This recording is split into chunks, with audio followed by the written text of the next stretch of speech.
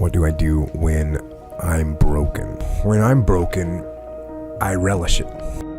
That's what I'm gonna do. I'm gonna use it. Because if I'm broken, then I just found my limitations. And until I know what my limitations are, how can I push them?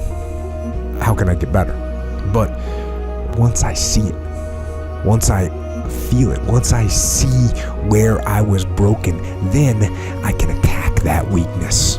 I can fill in that gap. I can reinforce that breach. If you break, it means it's time to fortify your will to make it stronger.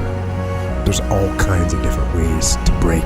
You can break physically, you can break mentally, you can break your heart, you can break your spirit, and none of those are fun, and all of those are gonna leave a mark. But the mark that they leave can be the mark of victory or it can be the mark of defeat. Because every time you break, and in every way that you break, while it's a chance, it's definitely a chance for you to give up and for you to just to fall apart. But there's also opportunity. There's opportunity to get stronger and get smarter and get faster and get tougher and get more stable and get more resilient and get better. When you break, you have the opportunity to show the world, the whole world, what you are really made of. So if you break,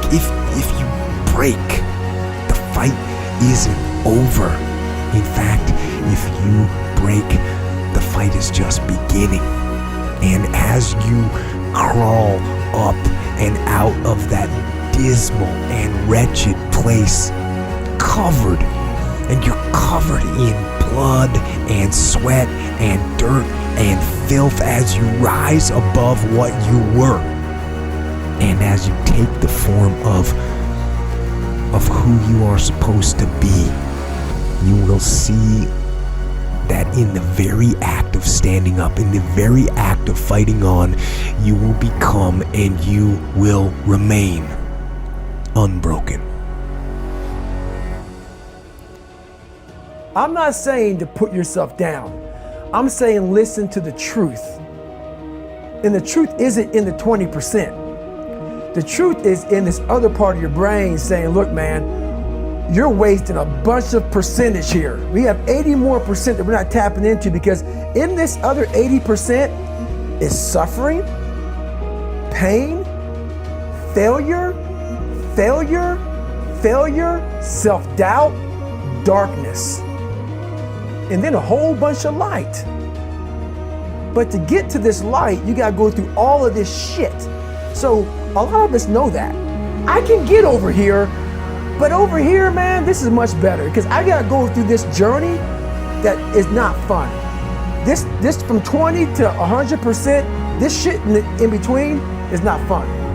So we decide to live over here. So everybody goes, how do you do that?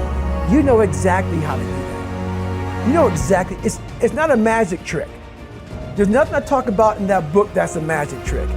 It's all back down to a very primitive mindset of we just have to do. It's like breathing. Breathing becomes normal. Like we don't even know that we're doing it. That's how you have to live your life. When that alarm clock goes off at 4 or 5 in the morning, your mind says no.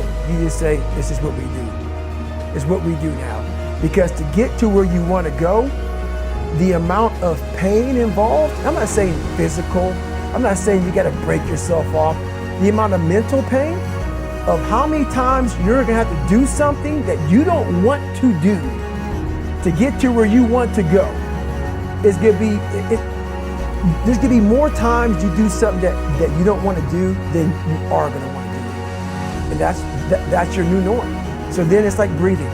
And then once you do this over and over and over again, it becomes like breathing. I don't want to live this lifestyle, but to get to the other side of this, I have to.